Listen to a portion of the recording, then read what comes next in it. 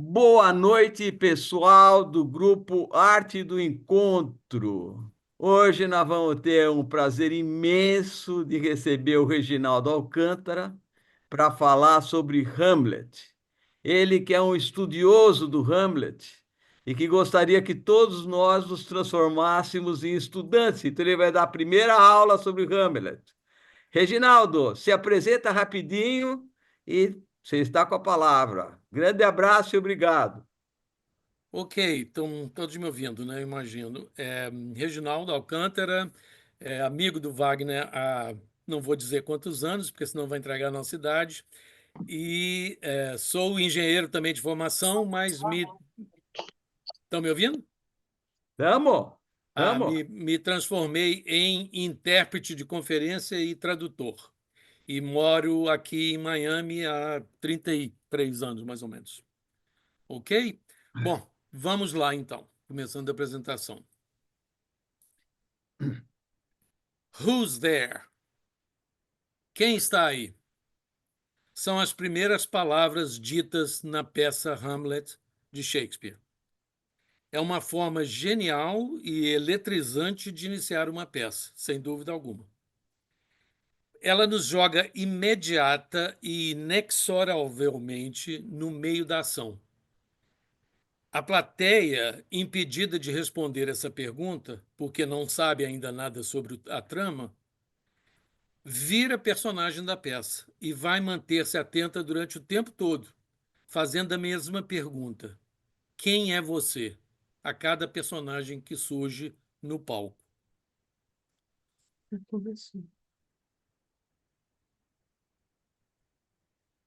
Eu cito essa frase curta em inglês porque acho que a ambiguidade do verbo to be, que pode significar tanto ser como estar em português, não pode ser traduzida a outros idiomas mantendo o mesmo jogo de palavras.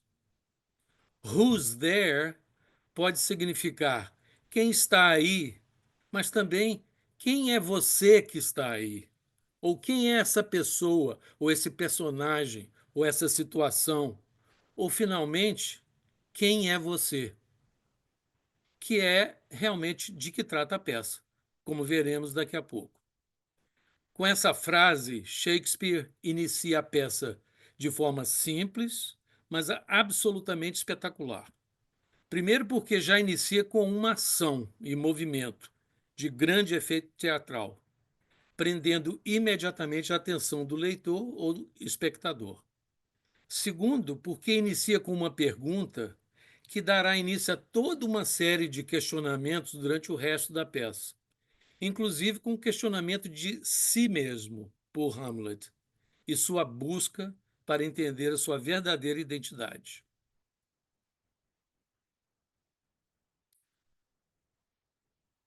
Hamlet é a peça mais famosa de Shakespeare.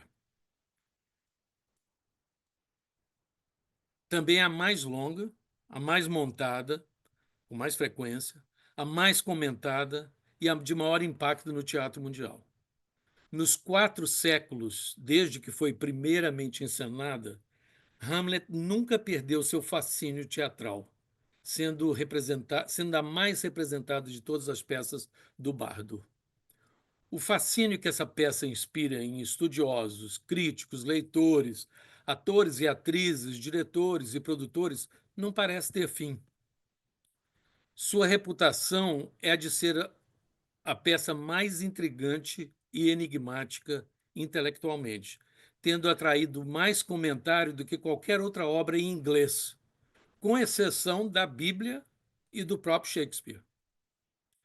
Hamlet é um dos poucos heróis literários que adquiriram vida própria fora do texto e do teatro. Ele significa algo para toda e qualquer pessoa, mesmo quem nunca viu ou leu uma peça de Shakespeare. Reginaldo, você Diga, está lendo não? tô. Porque não está passando o texto na tela. Não, não, mas o do meu texto não vai aparecer todo, não. Ah, tá Eu só bom, botei desculpe, então. chamadas, porque senão Ah, ficaria muito tá. chato ficar lendo o que Desculpe, está desculpe. apresentando. Não, Achei tudo que bem. estava. Você falou. Então, por exemplo, quem nunca ouviu essas expressões que estão aí agora, todas tiradas da peça? Há algo de podre no reino da Dinamarca, há mais coisas entre o céu e a terra do que sonha a nossa vã filosofia. Pode ser loucura, mas tem lá o seu método. Nada é bom ou mal, a não ser por força do pensamento. Ser fiel a ti mesmo. A preparação é tudo. Ser ou não ser? Essa é a questão. O hábito revela o homem. O resto é silêncio. Assim estoura um nobre coração. Boa noite, meu príncipe. O Hamlet é, na verdade, como a Mona Lisa. A gente sabe que ela está sorrindo, mesmo antes de ver a pintura pela primeira vez. O sorriso da Mona Lisa foi separado da pintura e contém não só o que o Leonardo expressou no sorriso, mas tudo que já foi escrito sobre o mistério do sorriso e da pintura. Assim é Hamlet e seu texto, do qual estamos separados há mais de 400 anos. A cada época surge uma nova interpretação da peça e ela é então representada de acordo com a cultura de cada época. E assim ela sempre tem algo a nos dizer. Está sempre sendo lida, interpretada, montada, adaptada, filmada no mundo inteiro o tempo todo. Opa, passei demais. Como é que eu volto? Até Page aqui. up, page up. Não, já tentei isso e não funciona. Espera aí, que eu sei como fazer isso. Espera aí.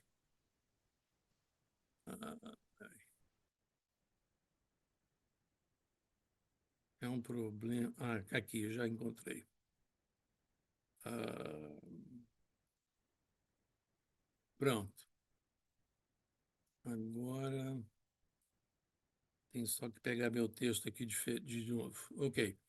Então, é filmado o tempo todo, como eu estava dizendo.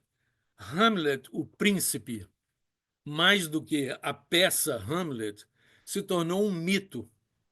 É como se fosse um rumor que se tornasse uma lenda. É um ícone.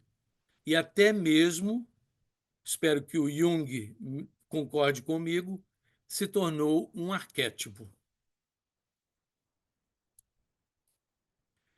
Vamos ver um resumo breve da peça, porque provavelmente eu sei que algumas das pessoas não leram, eu vou tentar ser o mais breve possível. Então, começamos. Dinamarca, Castelo de Elsinore. O príncipe Hamlet ouve do fantasma do pai, o rei Hamlet, que este foi assassinado pelo irmão, Cláudio, que agora ocupa o trono e se casou com a cunhada, Gertrudes, mãe do príncipe.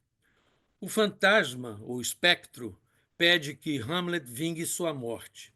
Hamlet promete fazê-lo e finge-se de louco para evitar surpresas ou suspeitas. Mas enche-se de dúvidas quanto à existência do fantasma, a forma de executar sua vingança e mesmo se pode e deve executar essa vingança. Cláudio e Gertrude se preocupam com Hamlet, acham que ele exagera no seu luto pelo pai.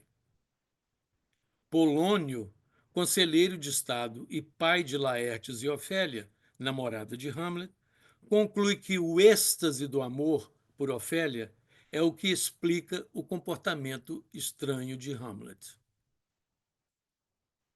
Hamlet continua a se fingir de louco, diz que não ama mais Ofélia e sugere que ela se recolha a um convento. Uma trupe itinerante de teatro chega ao castelo de Elsinore e Hamlet combina com os atores representarem para a corte uma cena que descreve exatamente as circunstâncias da morte do pai dele, o rei Hamlet, enquanto ele fica observando a reação do tio Cláudio. Este reage mal, o que confirma para Hamlet o que o fantasma lhe havia dito. Mesmo assim, Hamlet não consegue se decidir sobre como e quando se vingar. Numa cena fabulosa com sua mãe, Hamlet a acusa de luxúria e incesto e a ofende a ponto do fantasma lhe aparecer novamente e lhe recomendar que poupe sua mãe, pois ela pagará depois pelos seus pecados.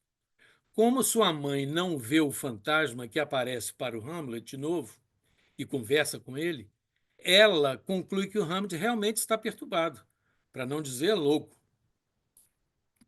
Polônio, que havia se escondido por trás de uma cortina no quarto da mãe de Hamlet para ouvir a conversa entre os dois, grita de repente por socorro quando acha que Hamlet vai agredir Gertrudes.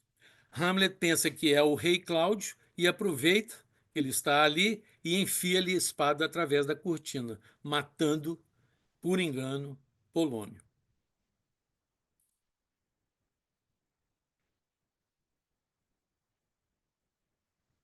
Para se proteger, Cláudio envia Hamlet para a Inglaterra com uma carta selada para o rei inglês para executar o portador da carta ao recebê-la, ou seja, Hamlet. Continuando, a Ofélia, rechaçada por Hamlet, perde a razão. Laertes, o irmão dela, que estudava na França, volta para a Dinamarca e enfrenta Cláudio, acusando o rei da morte do pai. Cláudio o convence de que é Hamlet o responsável pela morte de Polônio. Ouvindo que Hamlet voltou para a Dinamarca porque o navio em que viajava havia sido atacado por piratas, supostamente, Cláudio propõe uma competição de esgrima entre Laertes e Hamlet, explicando a Laertes que este receberá uma espada envenenada para matar Hamlet.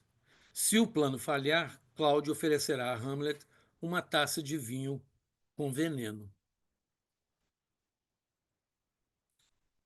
Numa cena anterior, Gertrudes aparece para dizer que Ofélia havia se afogado, dando a impressão de que foi um acidente e não um suicídio, como depois fica mais claro. Logo antes do enterro de Ofélia, Hamlet aparece no cemitério com Horácio, seu grande amigo, e aí acontece a célebre cena de Hamlet dialogando com o crânio de Yorick, que era o bobo da corte quando Hamlet ainda era pequeno, e de quem Hamlet gostava muito, quase como um pai. Na cena final, durante a competição de esgrima, depois da competição de esgrima, Hamlet ganha os dois primeiros assaltos. A rainha lhe oferece a taça de vinho, Hamlet recusa, a rainha toma ela próprio o vinho e, evidentemente, vai cair envenenada. Laertes fere Hamlet com a arma envenenada, no corpo a corpo. Eles trocam as espadas sem querer e Hamlet também fere Laertes de volta com a arma envenenada. Vendo que a rainha morre, Laertes revela a Hamlet a trama do rei e então Hamlet mata o rei com a espada envenenada, vingando finalmente a morte do seu pai. Todas as personagens principais aparecem mortas ao final da peça.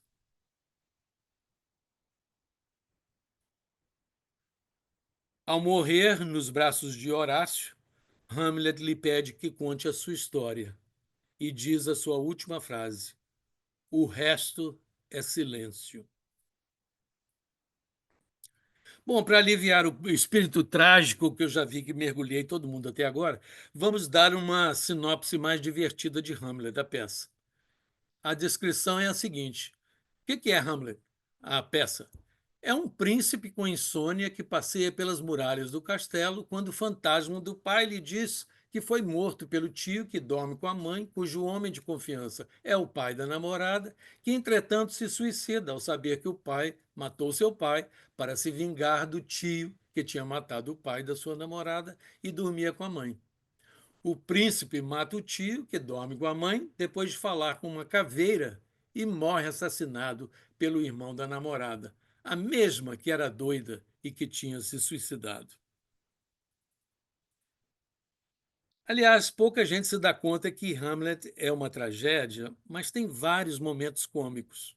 E a maior parte deles é provocada pelo próprio Hamlet, que, apesar disto, é sempre visto como um personagem melancólico, triste, deprimido, e outras coisas mais, como veremos mais à frente.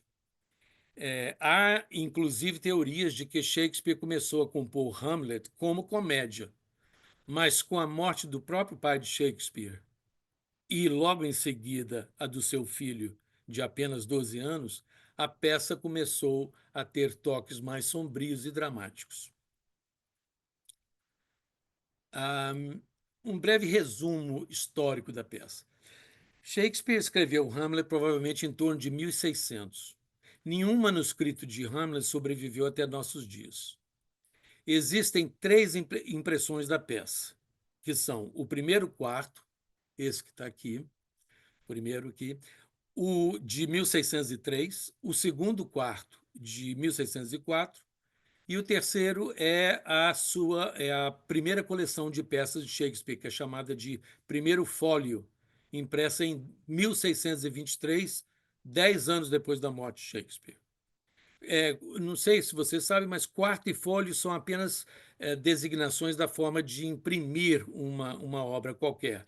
No fólio, você dobrava a folha de impressão uma vez só, produzindo 2 páginas ou 4 lados de texto. No quarto, você dobrava 2 vezes, produzindo 8 páginas ou 16 lados de texto. Os quartos eram mais baratos do que os fólios e eram usados para imprimir uma só peça, ao passo que o fólio era usado para obras mais importantes ou coletâneas de peças ou de obras. No caso do Hamlet, há muita diferença entre essas três impressões, o que gera muita discussão entre os estudiosos. Por exemplo, o quarto 1, o primeiro aqui, ele tem 2.200 linhas de texto. Passando para o quarto 2, chegamos a 3.800 linhas de texto. E o fólio diminui de novo, passa para 3.650. Isso é interessante por causa do seguinte, porque o fólio omite 230 linhas de texto que estavam no quarto 2, mas acrescenta 80 linhas que não são encontradas em nenhuma outra impressão. Isso, evidentemente, gera todo tipo de interpretação, como vocês podem imaginar. As edições modernas de Hamlet geralmente combinam o Q2 com o F1, mas há outras edições que colocam as duas lado a lado para poderem ser comparadas. Como vocês podem imaginar, isso gera muita discussão, especulação, conclusão, hipótese e teorias diferentes, dependendo do texto ou da impressão que se considera.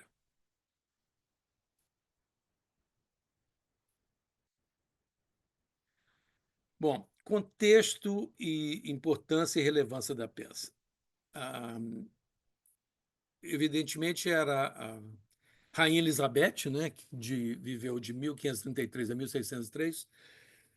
Ela mudou a história da Inglaterra, que deixou, então, de ser um país de pouca relevância para um país com muita relevância no cenário mundial, preparando-se para se tornar uma potência mundial, como sabemos que acabou acontecendo. A produção teatral inglesa da época é absolutamente incomparável a qualquer outra época e qualquer outro país. E ela é resultado do grande movimento humanista que dominava a cultura europeia na época. A Inglaterra havia se tornado independente do controle da Igreja Católica, aliando-se ao protestantismo, que era mais liberal e capitalista. E, além disso, o teatro era simplesmente a principal forma de entretenimento na época. Ela só era comparável ao que eles chamavam de, na época, bear baiting, que era uma coisa horrível, que consistia em atormentar, prender os ursos e atormentá-los, atiçando-lhes os cães. E outra diversão também que era muito comum na época eram as rinhas de galos. E, em terceiro lugar, vinha o teatro, mas o teatro era realmente extremamente popular. A Rainha Elizabeth já estava doente quando Hamlet foi composta, e a grande preocupação na época era também a questão da sucessão real, porque Elizabeth, chamada Rainha Virgem, não tinha descendentes. E essa situação também está refletida na peça, e reflete essa grande questão, né, do Hamlet e da sucessão no reino da Dinamarca. Várias versões anteriores de Hamlet já existiram. Teve um historiador dinamarquês chamado Saxão Gramático, é um nome diferente, estranho, do século XIII, que escreveu em latim uma história dos dinamarqueses. E essa história incluía a história de Hamlet, como ele chamava, Amleth, que mais tarde foi adaptada em francês por Belle Forest no seu livro Histórias Trágicas, de 1570. Nessa história antiga, a primeira de que se tem notícia, a história é bem básica. Rapidamente é o seguinte: Feng, que seria o rei Hamlet, o que morreu, Feng mata o rei Horvendil, que seria o Cláudio. Seu irmão se casa com a cunhada Geruta, que seria Gertrudes, e o filho deles, Amlet, decide se vingar. O problema do príncipe é a sobrevivência, porque ele é vigiado o tempo todo pela corte do tio. Para ganhar tempo, ele finge perder o juízo, convence a mãe a ajudá-lo e consegue matar o tio e se tornar o rei da Dinamarca. Não tem nada de fantasma ou de incerteza na história. Todos sabem que foi o Feng que matou o Horvendil. A desculpa é que este maltratava sua própria mulher, Geruta, a mãe de Amlet. Na versão de Belle Forest, Feng e Geruta eram amantes antes. Então, Hamlet não tem dúvidas e não tem problema de consciência. Né? E na Dinamarca pré-cristã, vingança não era violação da moral ou da religião, mas uma obrigação filial. Esse tipo de peça é um gênero típico da época, são as chamadas tragédias de vingança, as revenge plays. Nelas, o herói tem que vingar alguém ou alguma coisa, geralmente para obter justiça. A tarefa é bem definida, o herói não titubeia, mas tem que se proteger das forças contra ele e vencer uma série de obstáculos. É como se fosse um tipo os 12 trabalhos de Hércules, né? E ele, então, tem que vencer esses obstáculos antes de finalmente conseguir ocupar o trono ou a posição almejada ao final e se livrar de todos os adversários. O Hamlet de Shakespeare é completamente diferente. Ele revirou ao avesso a personagem Hamlet da peça mais antiga. Agora nós entramos com um novo elemento, o psicológico, tanto de Hamlet como das pessoas no seu entorno. Dessa forma, Shakespeare pega uma história popular, né, uma lenda, e a transforma numa obra artística genial. No caso de Hamlet, as pessoas se deparam de repente com um jovem que não parece decidir o que fazer e que fica falando e discutindo sem parar. Como eu já disse antes, é a peça mais longa de Shakespeare. É o personagem que mais fala, que mais tem falas na peça entre todos os personagens de Shakespeare. Não é à toa que todo ator e atriz em qualquer parte do mundo quer interpretar Hamlet. É o maior desafio para todos os atores, não só pela força, a resiliência que tem que ter o ator ou a atriz para estar no palco a maior parte do tempo, quase todo o tempo, na verdade. Das 4.000 linhas da peça, 1.500 são ditas pelo Hamlet, né, pelo ator que interpreta o Hamlet. Os 2/3 restantes são ditos sobre o Hamlet. A peça em si se interessa muito mais pela interioridade do Hamlet. Ouvimos mais sobre o que ele pensa sobre a ação dele, ao invés de, na peça, ele agir, ele tomar a ação, ele fazer o movimento no sentido de cumprir a trama. E não é que o Hamlet não pode agir, porque ele tem outros exemplos de ação. Ele age, por exemplo, de forma impensada quando ele mata Polônio atrás da cortina. Ele provoca a morte de Guildenstern e Rosencrantz, que eu nem mencionei, porque são personagens um pouco secundários. Ele leva a mãe e Ofélia, a namorada, à loucura, e ele provoca enormemente o rei. mas ele não consegue decidir sobre a ação que lhe foi encomendada pelo pai, pelo espectro do pai. Então, Shakespeare ele monta uma peça dentro da peça, onde se representa o que aconteceu com o pai. Ou seja, ele usa o próprio teatro para ilustrar a sua ação e tentar atiçar a consciência do rei. Ou seja, Shakespeare usa analogia com o próprio teatro. Hamlet se faz de louco ou enlouquece de verdade, para no final, depois de tudo acabado, aí finalmente, antes de morrer, ele volta à consciência plena. A genialidade de Shakespeare foi transformar uma lenda conhecida de todos em uma obra imortal, que pode ser interpretada de 1000 formas, até hoje, incluindo interpretações psicanalíticas, políticas, filosóficas, culturais, discussões de gênero, etc.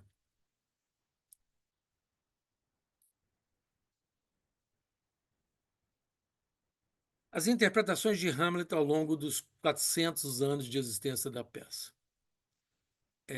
Algo impressionante nessa peça realmente é que ela se presta às mais diferentes leituras, que parecem variar, como eu já tinha dito, de acordo com o espírito da época. Nas décadas depois da estreia, a peça Hamlet foi relativamente popular, mas nem tanto como as outras de Shakespeare. Ao final do século, na própria Inglaterra, apesar de continuar popular, a peça era considerada muito primitiva pelos críticos, que desaprovavam sua falta de unidade e não gostavam do aparecimento do espectro do rei morto. Os franceses, né, acostumados ao cartesianismo do teatro clássico francês, não apreciavam ainda Shakespeare. O famoso escritor e filósofo Voltaire critica Hamlet como um drama vulgar e bárbaro. Parece ter sido escrito por um selvagem bêbado. Essa visão muda radicalmente no século XVIII, quando os críticos passam a considerar Hamlet, então, como um jovem herói puro e brilhante que enfrentava circunstâncias desafortunadas.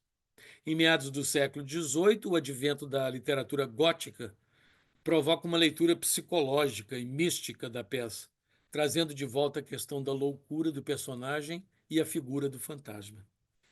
No início do século XIX, Hamlet se torna a peça mais famosa e celebrada de Shakespeare, sobretudo depois que o alemão Goethe e o movimento romântico na literatura passam a considerá-la como um estudo psicológico de um príncipe demasiado delicado e sensível para cumprir a sua função pública, a sua missão pública, desculpe. Para os intelectuais europeus do final do século XIX, a angústia e autocensura do personagem Hamlet reflete a desilusão do fracasso revolucionário contra a Rússia czarista. O hamletismo se torna o termo preferido na época para designar a vacilação e alienação política. O século XX detecta um filão mais violento e perturbador da peça. A tragédia de Hamlet parece refletir o desejo da morte que trouxe a carnificina e a devastação da Primeira Guerra Mundial. A Guerra Fria finalmente propicia uma visão da peça como o drama de um crime político, num país não muito diferente do Império Stalinista soviético. Essa é a leitura feita pelo genial cineasta russo Grigori Kozintsev, no seu Hamlet de 1964. Mas antes dessa última, ainda surge uma das leituras mais radicais do Hamlet. Freud vê no personagem a confirmação da sua teoria do complexo de Édipo e indica que é a crise edipiana de Hamlet que o impede de vingar a morte do pai.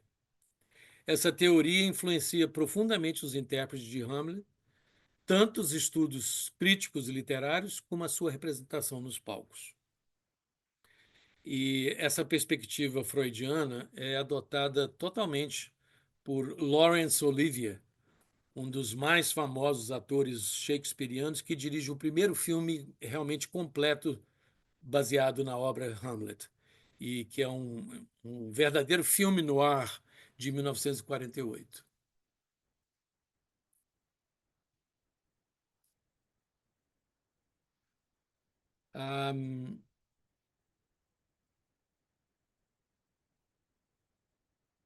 Fica consolidada, então, né, a partir da metade do século, a representação corrente de Hamlet como um intelectual consciente, filosófico, triste, atormentado e paralisado pelo excesso de pensamento e elucubração.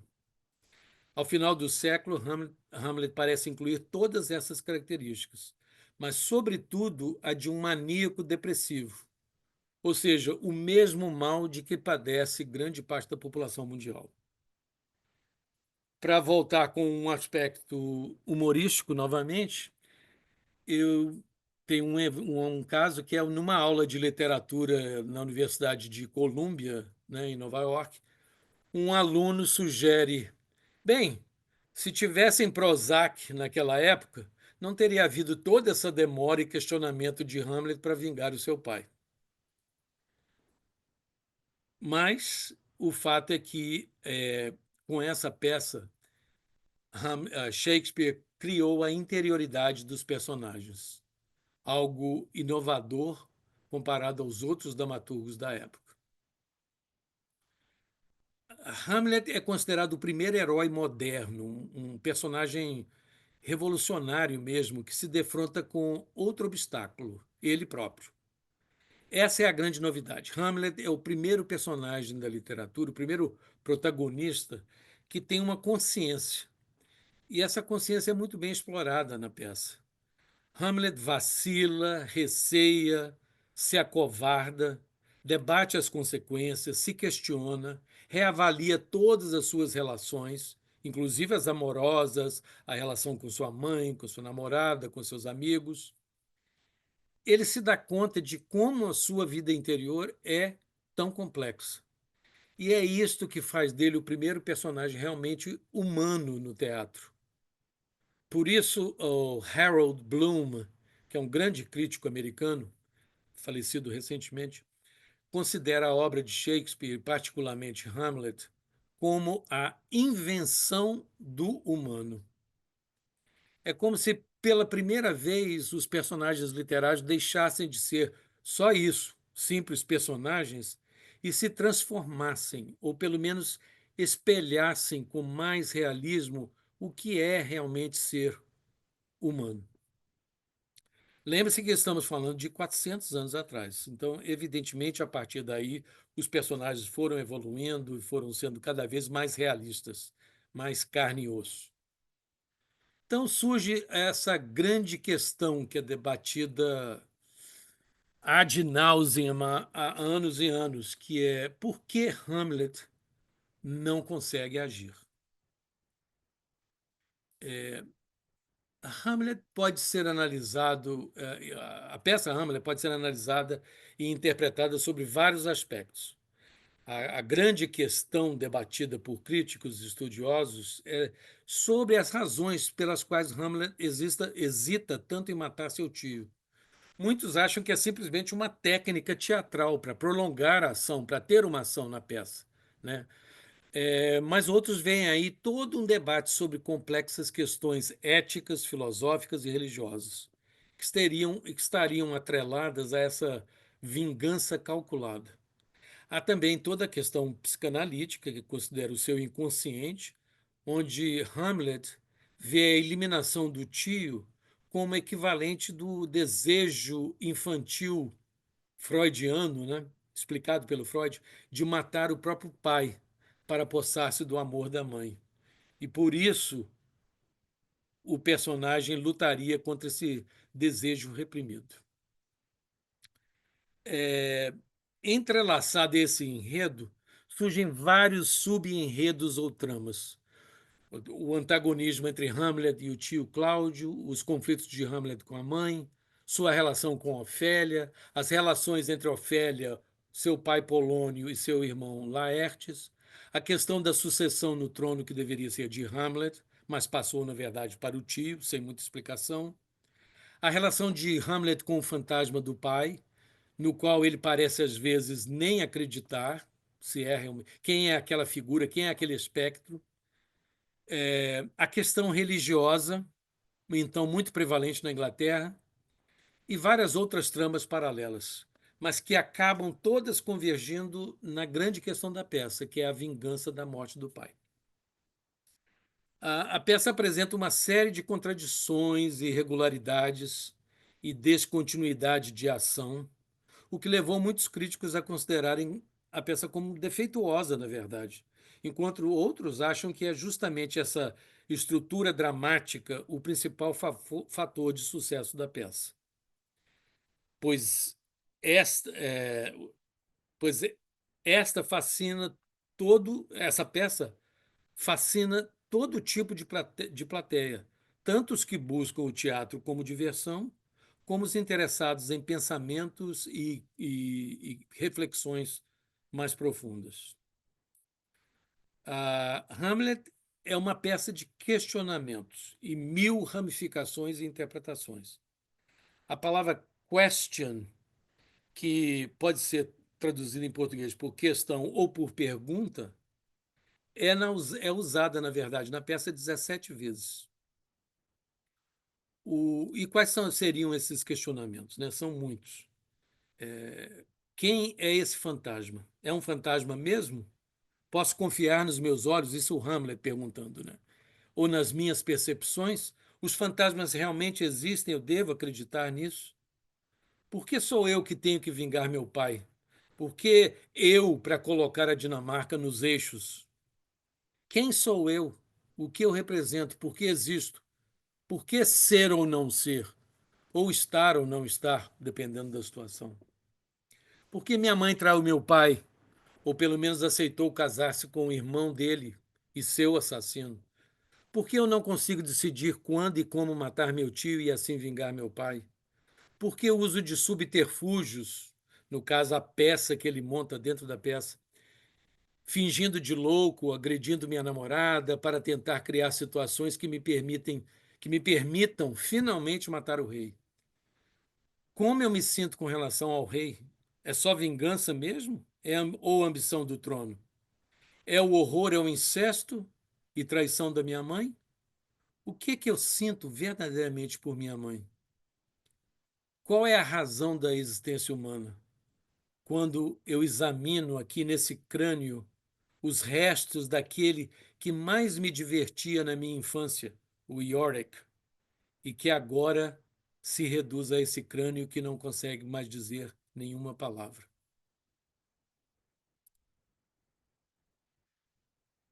A nossa pergunta, então, é: por que nos interessamos por Hamlet? Por que ele é importante para nós?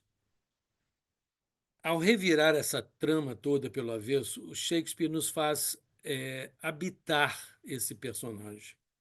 De repente, nós nos perguntamos: e se fosse eu esse príncipe? Se meu tio assassinasse meu pai, se casasse com minha mãe, qual seria o meu papel? Qual seria a minha atitude em público? Eu trataria o tio como rei? Como pai? Como trataria minha mãe? Mas estamos numa peça. E o herói da peça e os heróis em geral não permitem que os reis sejam mortos injustamente. É preciso buscar justiça. Mas aí Shakespeare entra com um outro elemento para perturbar ainda mais as coisas: a questão da incerteza. E se eu não tiver certeza quanto a tudo isso? E se essa vingança não for devida, não for justa, não for necessária? Se for apenas uma suspeita? Se for apenas algo na minha imaginação? E é aí então que eu acho que a gente começa a se identificar com o personagem Hamlet e com seus dilemas, e passamos nós próprios a perguntar: o que é realmente se autoconhecer? O que é o ser? Quem sou eu? E podemos realmente conhecer uma outra pessoa diferente de nós? Estas são questões que ah, constituem o âmago da condição humana. Ah, voltamos então à pergunta que começamos essa sessão. Who's there? Quem está aí? Vocês acham que o Shakespeare responde essa pergunta durante as 3 horas ou mais de transcurso dessa peça? Claro que não. Ele não é um filósofo, ele não é um religioso, mas sim o maior dramaturgo de todos os tempos, que com o seu Hamlet coloca no palco o ser humano com todas as suas questões, dúvidas, incertezas, ambiguidades, imperfeições, e através de uma linguagem poeticamente dramática, ou dramaticamente poética, como quiserem, exibe, mostra um espelho à natureza. Como diz o próprio Hamlet ao instruir a trupe de teatro que aparece no meio da peça e que Hamlet usa para representar o seu pai da forma como seu pai foi morto e dessa maneira forçar a tomada de consciência do tio, o rei Cláudio. Nossos dilemas são esses: vida e morte, morte e vida. Nós já não ficamos mais surpresos de que as pessoas ainda vão ao teatro ver e ouvir Hamlet, mesmo depois de 400 anos. Mas o que é quase uma surpresa é que a gente ainda vá ao teatro para ver qualquer outra coisa quando existe Hamlet. A magia de Shakespeare é usar essa força bruta da, das peças de vingança, né, de que eu falei antes, o sensacionalismo dessas peças e transformar tudo isso num sofisticado drama psicológico, onde a ação mais intensa pertence ao mundo interior do monólogo. Hamlet concorda em vingar seu pai. Este é o mundo da tragédia de vingança, onde ele está. Mas é o mundo íntimo de Hamlet, o seu interior, que nos é revelado pelo inteligente recurso do monólogo, né, que são as falas dirigidas a outros personagens, não dirigidas a outros personagens, mas ao público que está ali, à plateia, como se Hamlet estivesse pensando em voz alta. E é isso que concentra a nossa atenção e o interesse durante todo o transcurso da peça. É como se duas peças estivessem ali, ocorrendo simultaneamente.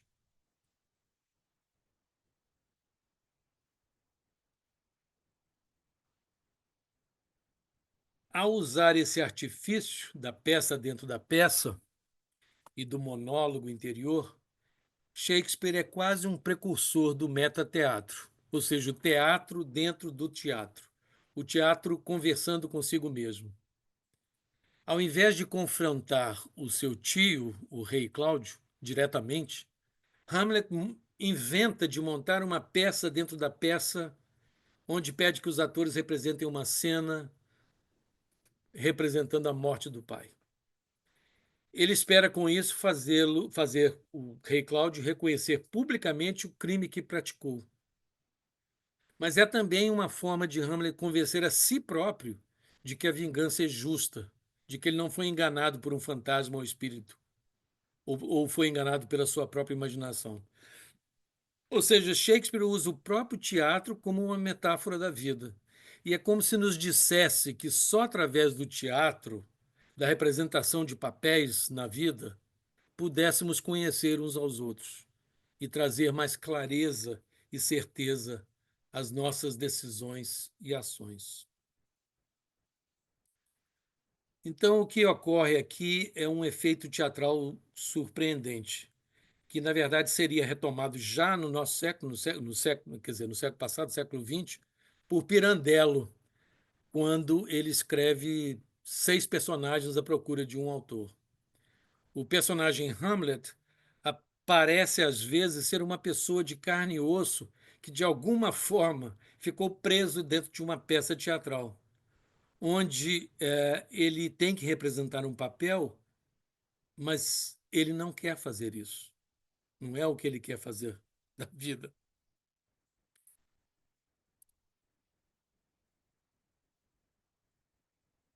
A minha própria teoria é que Hamlet é o único personagem de toda a história do teatro e da literatura que preferia estar livre do seu criador, deixar de ser personagem e transformar-se.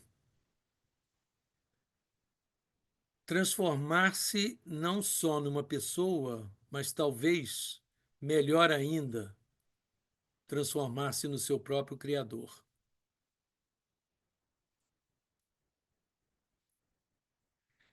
É por isso que eu estou sempre de olho a dobrar minhas esquinas, porque tenho a impressão que vou me deparar de repente, em algum momento, com Hamlet.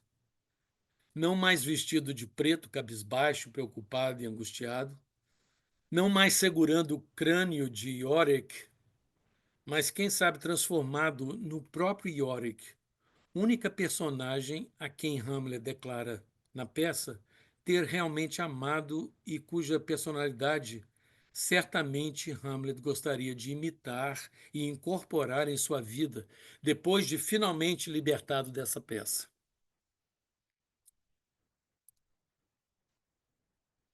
Pois é assim que ele descreve Yorick, segurando seu crânio na conhecida cena do coveiro. Pobre Yorick, eu conheci Horácio.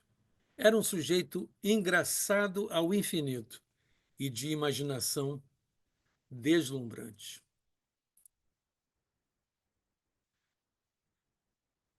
E agora, nesse novo mundo, né, e com esse novo Hamlet invertendo as cores, fazemos novamente a pergunta inicial: Who's there? E a ancestral, permanente e existencial To be or not to be.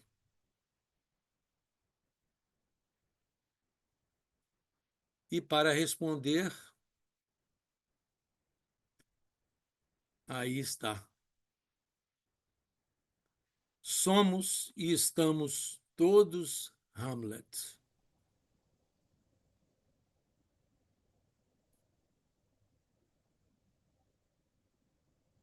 Muito obrigado, meus amigos. Muito bom, Reginaldo. Excelente. Muito Delícia. bom! Fantástico. Muito Me bom. senti Knock, assim Que knock, quando. who's there? apresentação, hein? Que Nossa, beleza. ótimo. Muito bom. Adorei, adorei, adorei. Nossa, Completíssimo. Reginaldo, Reginaldo, Parabéns. tira a Comentários, perguntas, apresentação. E a dúvidas, apresentação agora? respostas. Parabéns, Reginaldo, adorei. Espetacular. Eu também achei espetacular. Parabéns, Completo. viu? Parabéns, Reginaldo. Que maravilha! Eu É. aprendi demais. Parabéns. Oh, que bom, que bom. Reginaldo, tira o share aí da apresentação para a Ah, gente é. ver todo mundo. Ah, é. Ah, tá. Desculpem. Agora é que é o problema, né? É o eterno problema. Tiraram. É Saiu? stop share, stop share. Sim, Ah, mas é. eu clico no share Não, e aí? stop share. Sim, mas onde está isso? É lá embaixo, não sei, né? O share. Não, pois é, É, mas mas eu tem... só tenho o botão de share. Não É. tem. Não, deixa eu ver aqui. Reset. Não. Share. Share all. Ai, meu Deus, o que é isso? Agora conseguiu. Pronto. Não foi? Ah, Pronto. Ah, opa, Já opa. Opa! resolvi o problema. Beleza, beleza. Já resolvi, Reginaldo. Já With, te livrei dessa. with Vamos a lá. little help from my friends. José Luiz Galvão está com a Ok, mão pessoal. levantada. Dúvidas, perguntas, contestações. José Luiz. Eh, José Luiz, você está no mudo. Vamos sí, lá. no, no, estoy ya. Ok, eh, ok. Muchas gracias, Reinaldo. Me pareció excelente, una, una visión que hay que tener, que hay que entender. Al leer Hamlet o al acercarse a Hamlet, yo recuerdo a otros dos hombres con problemas, a otros dos hombres dirigiéndose al mundo.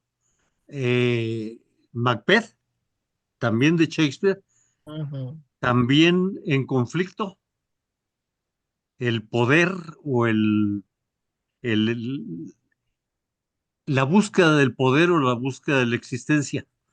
Pero hay otro anterior que tengo que mencionar simplemente como,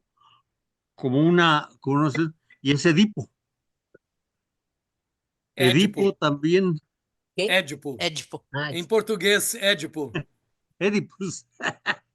Eh, yo creo que fue excelente tu visión. Muchas gracias.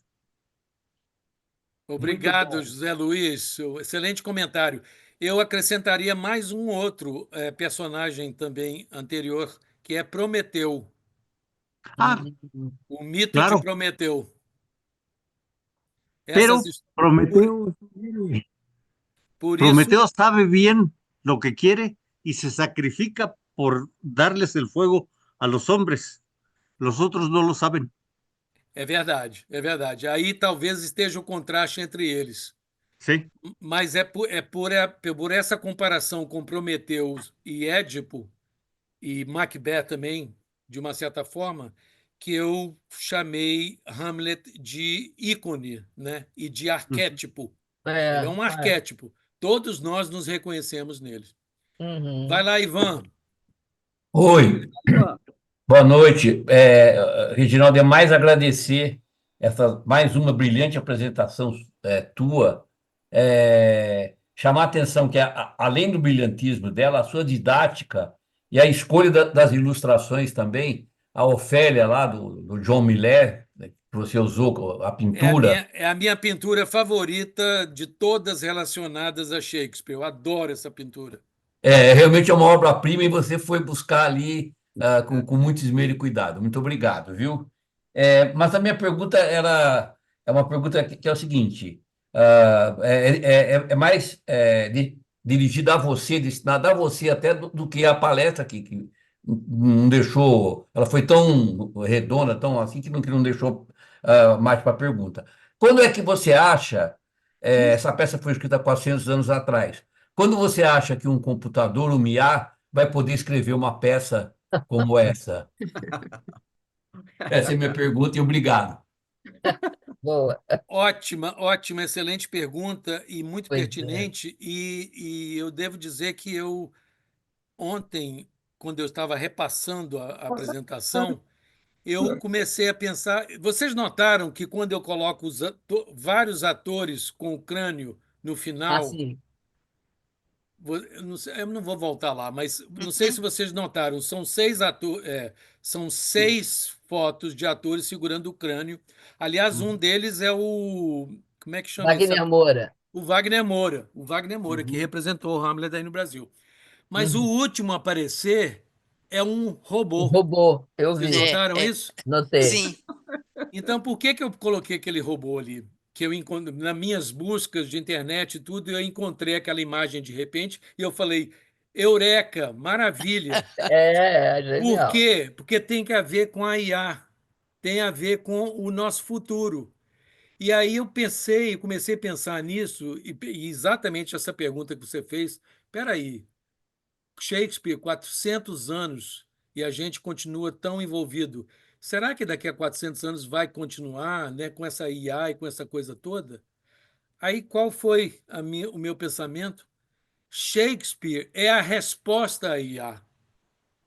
Shakespeare, ao fazer uma peça que não é perfeita, que tem seus problemas, que tem suas contradições, que tem coisa que não bate com a outra, isso aí poderia ser objeto de quase que uma outra conferência, porque tem É, tanta coisa ali para ser comentada. Aí eu pensei, mas é Shakespeare que vai permitir que a gente continue com os pés no chão e que nunca sejamos totalmente dominados por essa IA e pelos robôs que vêm aí. É ele que é o. Ele inventou o ser humano de uma certa forma, pelo menos no teatro, e ele vai nos manter como seres humanos para sempre, para todo sempre. Eu espero. Muito é. bom. Obrigado, obrigado. Legal. Manaus. Manaus, Reginaldo, parabéns. Manaus, antes de mais nada, você está parecendo o Rei Lear aí, ouviu? Então eu acho que vem chumbo grosso aí. Não é a minha intenção até o momento. Tá? Muito obrigado.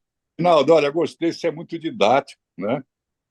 Muito E, obrigado. e você, com esse didatismo e apresentação, você me fez voltar aos tempos que eu fazia teatro ali na universidade. Oh, beleza. Processo de Lucullus, de Bertold Brecht. Andamos muito por aí no interior, né, fazendo apresentações. E a pergunta que eu queria fazer para você, aliás, são duas.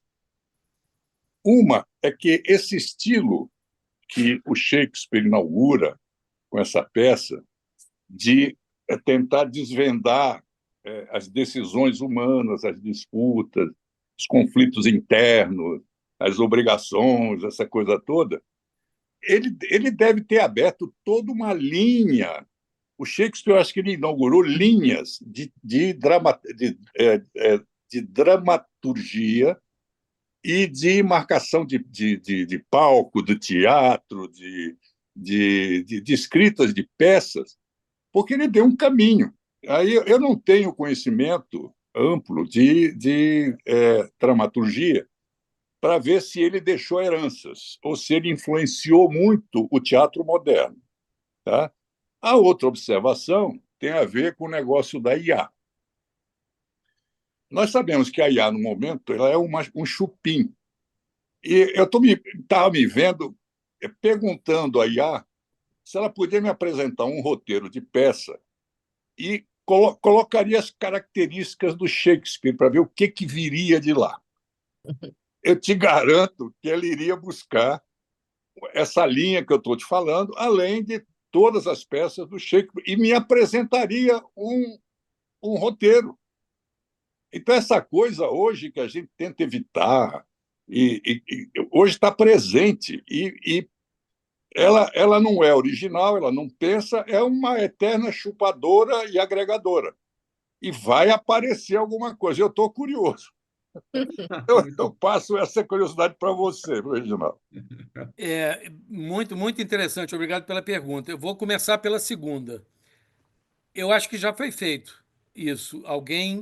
Algum pesquisador, ou, enfim, alguma pessoa entrou com isso, pediu para criar uma peça ou pelo menos um texto como se fosse Shakespeare. E eu tenho a impressão que isso foi feito. E, se não me engano, saiu uma coisa muito parecida com Shakespeare. Porque tem toda a linguagem, todos os termos, as expressões usadas na época, até as palavras que significavam uma coisa na época de Shakespeare, que hoje não significam mais a mesma coisa, ou até desapareceram da língua. Isso é uma coisa muito interessante em Shakespeare, porque, de novo, estamos falando de 400 anos. Tudo bem, reproduziu, inventou uma trama qualquer e fez com as palavras de Shakespeare. Mas aí eu volto à pergunta que o Ivan fez e que eu tentei responder, que é: a IA não apresenta os defeitos, não apresenta as contradições. E ao não fazer isso, ela vira apenas um chupador, um chupa-cabra, como dizem aqui em Miami. Ele apenas repete, copia, e não traz nada de substancial ou de humano, porque o ser humano não é perfeito. O ser humano não é apenas um copiador. Ele copia. Aliás, o Shakespeare era grande copiador, viu? Ele É, praticamente não tem nenhuma peça dele que é a ideia. Tem algumas, mas poucas, que a ideia é original dele. Ele sempre utilizava, como vocês viram no caso de Hamlet, tem vários precursores de Hamlet. Ele usava uma ideia original, uma história original, e transformava aquilo completamente, entendeu? Daí a genialidade dele. Bom, a sua primeira pergunta é muito interessante. Realmente, ele não iniciou como que vamos dizer, uma linha, né? Uma linha dramatúrgica a partir dele. Até pelo contrário, logo depois do Shakespeare falecer, ou anos depois, ele passou algum tempo que ele era apenas mais um dos dramaturgos da época elizabetana, entendeu? E tinha vários, e muito bons, todos eles. Ele definitivamente sobressai, mas ele sobressai agora. Na época, ele não era tão famoso quanto outros. E eu diria que a explicação de não ter surgido essa linha, de outros não terem imediatamente começado com isso, que seria um filão, mas não foi um filão. Só veio a ser um filão depois, como eu mostrei, já no século XIX e tal. É que Shakespeare era muito avançado para a época, com Hamlet. Com Hamlet. Hamlet é uma peça que está há 400 anos na frente. Por isso que ela estourou no século XIX, no século XX. O pessoal não estava preparado para aquilo.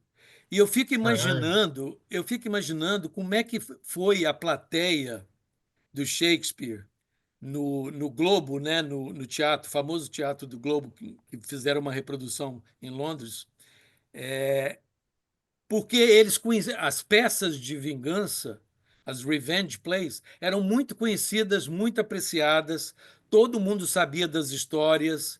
Então, quando anunciaram, o Shakespeare fez uma peça de vingança, ele já tinha feito uma outra, é, é, Titus Andrônicos, é uma das primeiras peças do Shakespeare que é uma peça de vingança, mas já nela ele começa a inovar, não com o monólogo, mas ele já começa a fazer outras inovações. Mas enfim, quando anunciaram é uma nova peça de Shakespeare, uma típica peça de vingança, etc. Aí foi todo mundo para o teatro louco para ver essa nova peça de vingança. E na hora que a plateia nota que não vai ser uma peça de vingança normal, que é um cara refletindo sobre a vida, sobre si próprio, pensando alto, com os monólogos, longos monólogos, o pessoal deve ter ficado um pouco desapontado.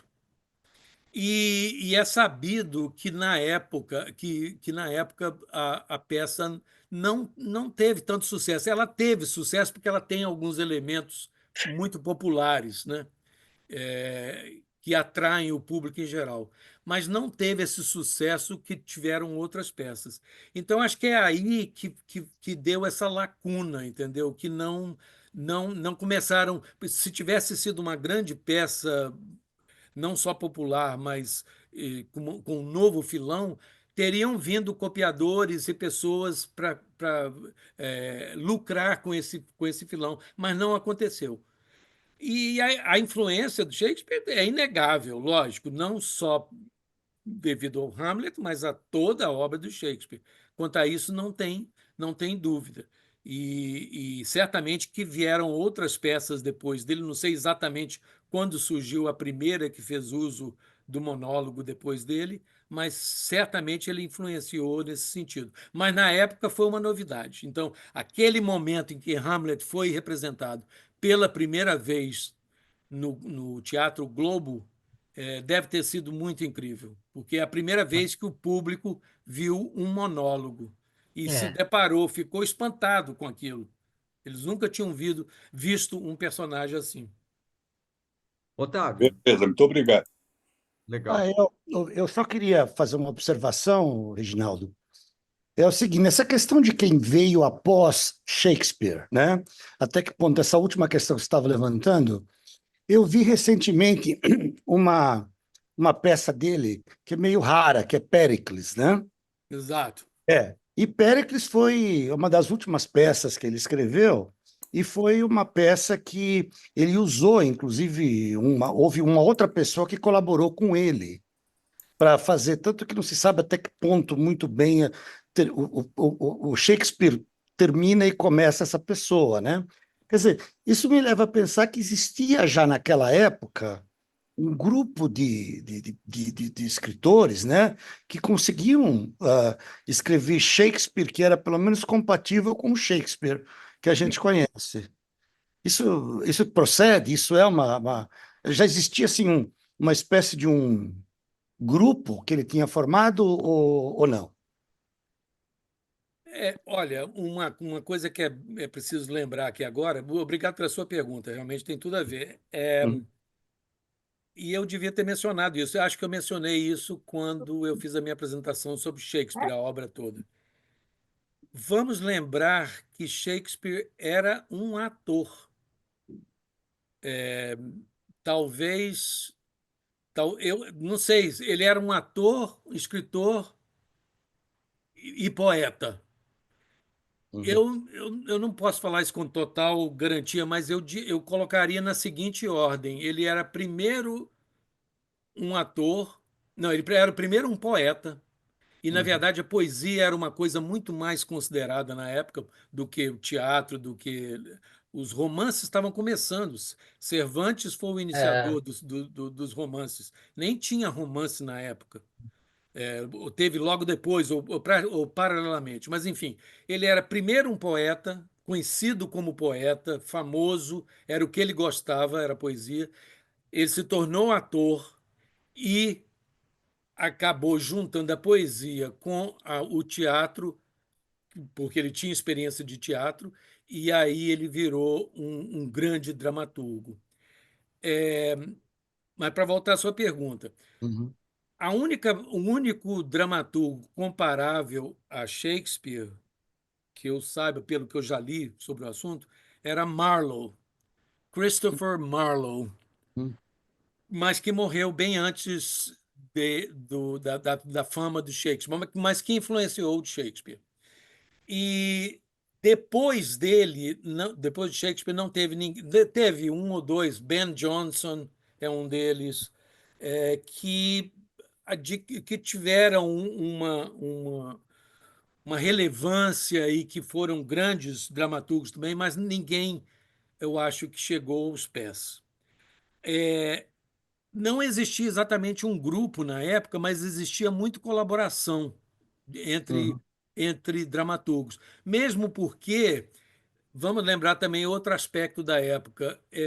Hoje em dia, você tem muito separado o teatro como teatro comercial, o empresário teatral que monta a peça, que produz a peça. Você tem os grandes dramaturgos no mundo inteiro, você tem o público, etc. Na época, o dramaturgo era quase que um empregado, um servente, alguém que cumpria uma função que poderia ser dada a muitos outros. Inclusive, o dramaturgo não tinha direito sobre a peça dele. É por isso que não sobrevive nenhum manuscrito da época. Ou teve um ou dois, talvez. Porque assim que ele compunha a peça e que a peça era dada à empresa teatral para representar, a empresa teatral tinha o domínio e o direito total sobre a peça, podia fazer o que quisesse com a peça, queimá-la, jogar fora, o que quisesse. Então, a gente imagina esse grupo que você mencionou, não era exatamente um grupo formado, mas Uhum. era um grupo, de uma certa forma, de pessoas que trabalhavam para o teatro e que eram dramaturgos, e que às vezes colaboravam entre si. Sim. Porque eu imagino que era mais assim, o empresário falava assim: "Ah, vem cá, ô Shakespeare, escreve uma peça". Eu acho que seria muito interessante escrever uma peça sobre é, o tema de Romeu e Julieta. Será que você não estaria interessado em escrever isso? Aí ele falou: "Ah, tudo bem, eu vou escrever". Aí ele podia ou não contribuir com outros, entendeu? Legal.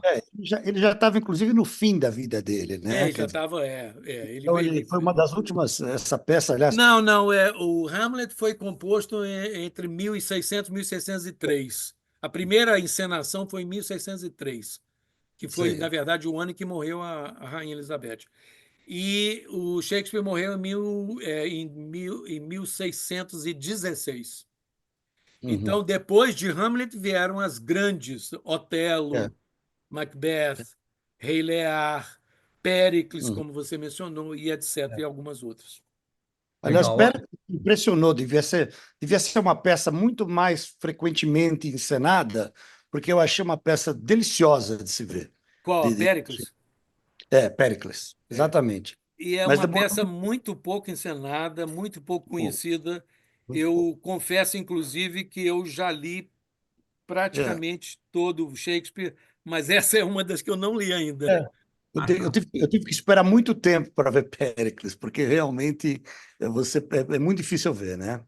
E eu vi, inclusive, numa apresentação da Royal Shakespearean Company, então foi coisa muito, muito legal mesmo. Ah, Mas coisa muito boa. obrigado pela tua Ah, colocação. eu é que agradeço. Tuta, Legal, olha, peraí. Olha, então, peraí. A Helena até aqui levanta a mão, já fez joinha, já fez tudo, ela não Não, sabe como não, é que eu faz. não sei, E exatamente, eu aí, não você sei como é espera um que pouquinho, faz. Tuta, que ela Eu está aqui espero, claro. desesperada, senão, Não, tadinha da Helena. Eu não sei, eu estou tentando fazer a espero. reação correta e não estava conseguindo, mas vou ser rápida aqui.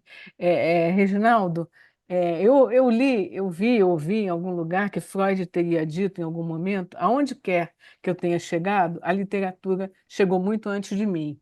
E eu acho que ele está falando de Shakespeare, porque isso aí é o ser humano, esse Hamlet, né? O Hamlet, tudo que você falou, a indecisão, quem sou eu? É ou não é? Ele ouve o fantasma, é atormentado. Será que eu agi certo, que eu não agi certo?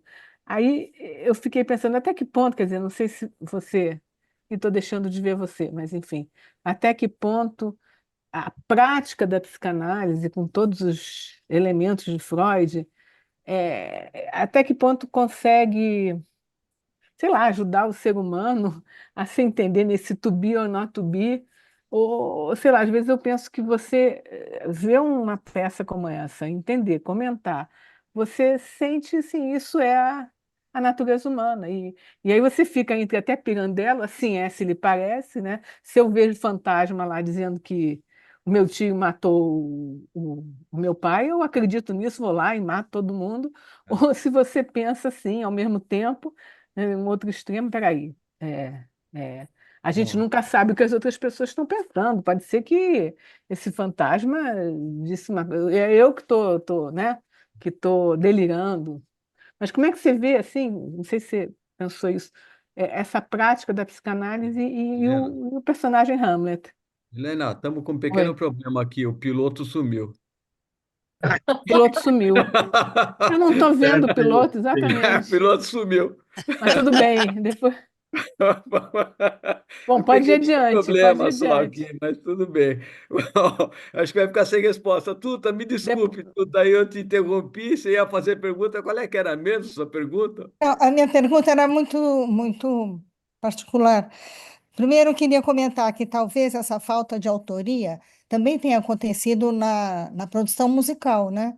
Que os músicos eram contratados pelas, pelas,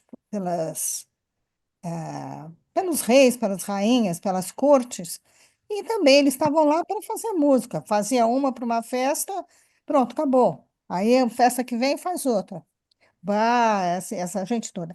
Mas eu queria perguntar uma outra coisa, que era assim, o Hamlet no cinema, né? A interpretação do Olivier. inglês é Laurence. Laurence Olivier, e a interpretação do cinema russo são muito diferentes. Eu queria ouvir o que ele achava. Entendi. Bom, vai ficar essa pergunta no ar. Você sabe Hum. uma coisa? Eu me lembrei, quando o Manaus falou do IA, que é um chupador, eu me lembrei daquele personagem do Enfio, o Ah, Chupa-Cérebro. sim, Lembra? fica sério. O Chupim. É, Eu me lembrei dele lá chupando o cérebro das pessoas. o Nicoleles diz que o IA Ah, não é nem inteligência nem artificial, né? Ó, o Reginaldo entrou aqui, ó. Ele tá no Ah, escuro. Agora tá sem som, Reginaldo. Você até perdeu a voz. Tá sem som, sem luz. É, sem som, sem luz, sem tudo.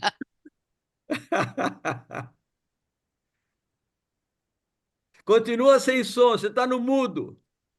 Até ele achar onde está o botão de tirar do mudo, vai levar um tempo. Olha, não vai ter jeito, olha. tá me ouvindo? Ah, agora sim, Agora sim. parabéns, Reginaldo. Vocês não vão acreditar. Ah, O Shakespeare não gostou da minha palestra, apa- apagou as luzes em Miami Não tenho luz aqui. Tô ligando pela internet. Acho que agora voltou. Não, voltou não.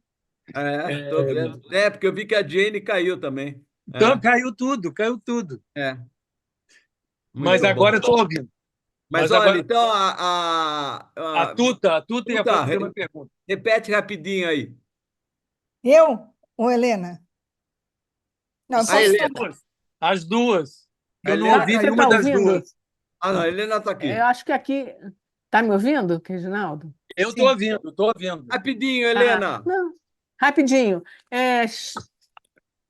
Freud teria dito uma vez que aonde ele quer que ele tenha chegado, a literatura chegou muito antes. Então, vamos falar Hamlet, né? É a própria natureza humana aí, né? Agora, Reginaldo, será que até que ponto a psicanálise, na sua prática, consegue chegar perto, consegue, sabe, entender todos esses dilemas e, de alguma maneira, melhorar a vida das pessoas? Uau! Helena, Oi? eu não sou psicanalista. Vamos. Olha, eu li um livro, acabo de ler mais um livro inteiro, o livro principal sobre essa questão da interpretação edipiana do como é que chama? Do Hamlet. Daqui, Hamlet. vou te mostrar. Tá, eu não consigo ver. Aqui deu, não sei o que que deu aqui também, eu não estou mais na tela, só estou falando, mas eu não vejo mais nada. Depois você me mostra. Vocês estão vendo? Eu não estou. Hamlet and Oedipus. Hamlet e Édipo. Esse livro foi escrito em 1940 e poucos, pelo Ernest Jones, que era o principal colaborador de Freud e que, na verdade, escreveu a biografia dele. Legal. E o Freud fala de Hamlet no livro dele, no Interpretação dos Sonhos, que eu não li, mas eu sei que foi lá que ele faz referência ao Hamlet, e ele faz uma referência breve, não é muito extensa. Aí esse cara, o Ernest Jones, escreveu esse livro, que não é um livro muito grosso, é bem fininho, mas é muito denso, muito complexo, é de uma leitura que exige muito da gente. Mas é fabuloso, porque eu, evidentemente, coloquei a coisa de uma forma muito simples. O Hamlet sofre do complexo de Édipo, porque a mãe dele casou com o tio, então, e na verdade ele estava reprimindo o sentimento do, enfim, por aí, o básico edipiano. Mas na verdade é muito, muito, muito mais do que isso. Tem 1000 relações, por exemplo, chega ao ponto de dizer assim, vamos que a mãe do Hamlet fosse amante do tio já há muito tempo. Aí poderia pintar na cabeça do Hamlet que ele era filho do Cláudio. Entendeu? Então, são isso que eu falei, 1000 relações que podem surgir dessas interpretações todas. Entendeu? Agora, para chegar à sua pergunta e dizer o que o psicanalista poderia fazer com isso, olha, aí eu acho que eu vou ter que tirar o chapéu para a inteligência artificial, viu? Porque não, tudo bem, está respondido. Tão complexa que como que a gente vai resolver um problema desse? Mas eu acho também que a essência da peça, e não que o Shakespeare tenha pensado nisso, mas a função, não a essência, a função dessa peça, e é por isso que ela vai continuar mais 400 anos, independente da inteligência artificial, é justamente essa, de nos fazer constantemente discutir, de nos fazer constantemente procurar, tentar resolver os nossos problemas, tentar resolver o que a gente pensa, como a gente pensa, por que a gente pensa. Para mim, essa é a maior função da peça. E aí é como se a gente fosse o próprio psicanalista, né? Tentando resolver todos esses assuntos. Mas vamos lá. Vamos lá. Não, eu queria saber o seguinte, eu vou falar de um outro ponto de vista. Eu vi na minha vida 2 ou 3 filmes sobre a peça Hamlet. e duas me chamam especialmente a atenção. Uma que é a inglesa com o Olivier, né, o Laurence Olivier, e a Certo. outra que é a russa. E elas são muito diferentes, né? A russa é muito mais enxuta, muito mais densa. E eu queria saber a sua opinião sobre as duas. Eu, Duas eu, versões. eu sei sobre as duas. É, vocês estão me ouvindo? Estamos. Sim, Então, Sim, é, sim. eu mencionei, né, o filme do Olivier, de 48. isso. Já antes dele, já tinha havido 50 filmes de Hamlet, mas Aham. eram todos pequenos, muitos na época do cinema mudo, sabe, Isso. irrelevantes, vamos dizer assim. Relevantes talvez para quem quiser estudar o cinema de Shakespeare a fundo, mas para nós aqui não é tão relevante assim. O Olivier foi o primeiro que filmou Sim. ele tirou muita coisa, ele cortou muita coisa. É o Ah, primeiro que filmou a obra, vamos dizer, mais completa. E eu já tinha visto ele há algum tempo atrás e voltei a ver agora umas 4 semanas atrás. E eu acho que vale a pena ainda ser visto, mas é um filme que ficou muito. Qual é a palavra? Não é nem antigo, antiquado, mas é muito teatral e muito. é. Ele se concentra muito mais numa boa dicção de Shakespeare e né, do que em outras coisas. Ah, o russo é considerado, talvez. Está dando um eco aí. Tá. Eu acho que alguém. Peraí, deixa eu fechar o meu áudio aqui.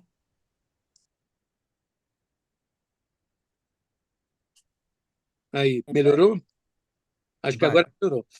Bom, o russo, na verdade, que você mencionou, ele é considerado, na verdade, um dos melhores filmes do Hamlet, porque ele muda a ênfase, ele realça muitos aspectos dramáticos da situação, inclusive com filmagens bastante impactantes, né, de cenário em preto e branco, como o do Olivier também era em preto e branco. E ele definitivamente enxuga a ação, e ele causou. O do Olivier é de 48, o do Kozintsev, que é o russo, é de 64. Então, imagina, na década de 60, ele já está refletindo muita coisa que o Olivier não tinha ainda acesso na época. Então, eu queria ver,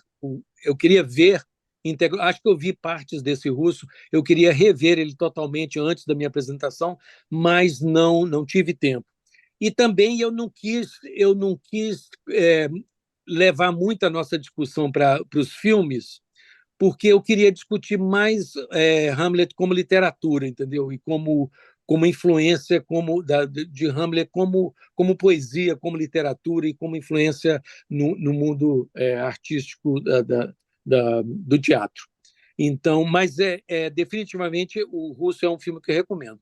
Depois dele veio o do como é que chama aquele italiano famoso que tinha feito Romeu e Julieta, Zeffirelli.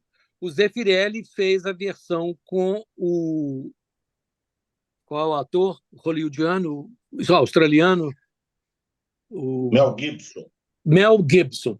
Mel Gibson, e a Glenn Close é que faz o papel da Gertrudes, a mãe dele. E eu nunca vi, eu acho que eu nunca vi esse filme, ou talvez tenha visto há muito tempo atrás. E eu sempre meio que desprezei, porque Mel Gibson, Hollywood, Zeffirelli, etc. Mas recentemente eu li alguma coisa que não é uma versão totalmente descartável, porque ele se concentra muito mais na ação do Hamlet, a pouca ação do Hamlet, né? E ele passa melhor, por exemplo, para quem quer conhecer só a história, só a trama, sem muita elucubração, sem muita interpretação, a versão do Zeffirelli e Gibson não é muito mal de se ver. E, finalmente, chegamos do Kenneth Branagh, que filmou em 1996 a primeira versão absolutamente completa da obra de Shakespeare. Ele não cortou absolutamente nada. Tudo que está no texto ele colocou no filme, e é por isso que o filme tem mais de 4 horas de duração.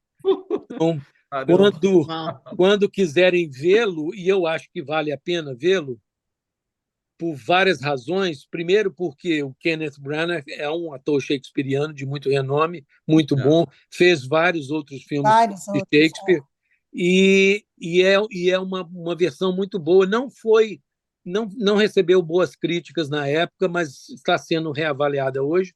E um detalhe muito interessante é que tem várias pontas, vários atores extremamente famosos que fazem pontas assim de 3 minutos no filme, tipo Jack Lemmon, enfim, milhões de outros, Charlton Heston e muitos, aquele que morreu, que suicidou, Robin Williams, 1000 pessoas, e é muito interessante isso, entendeu? Porque traz de volta, vamos dizer assim, é meio que um tributo também ao lado ao cinema hollywoodiano da época, dos anos 50, 60. Então, recomendo ver. Aliás, eu recomendo ver todas as versões.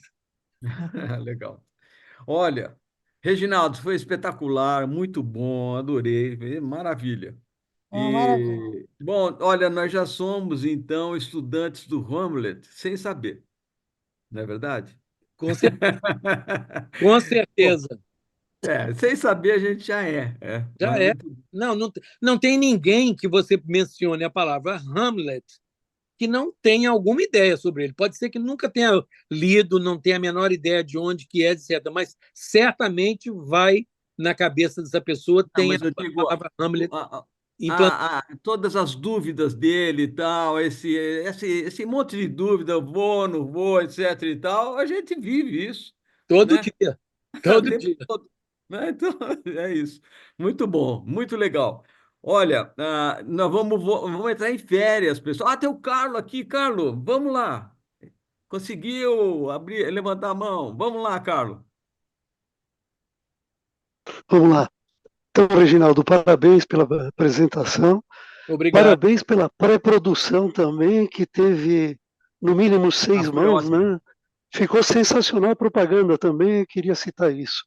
Bom, eu só queria tirar uma dúvida com você, comparando 3 peças de tempos diferentes do nosso amigo Shakespeare. Né?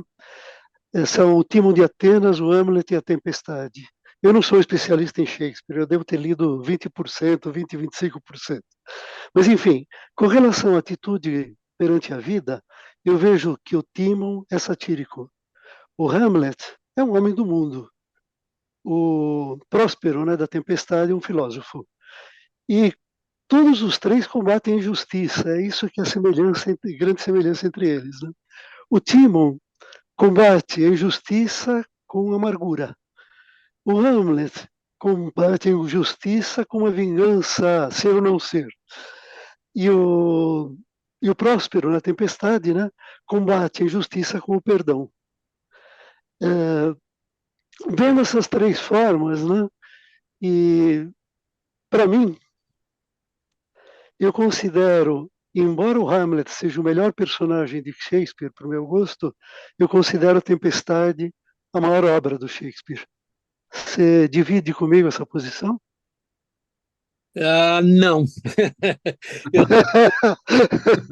Eu sou tão ligado em Hamlet que fascinado pela figura, pela personagem, que eu não consigo me desligar dele e apreciar outros personagens da mesma forma.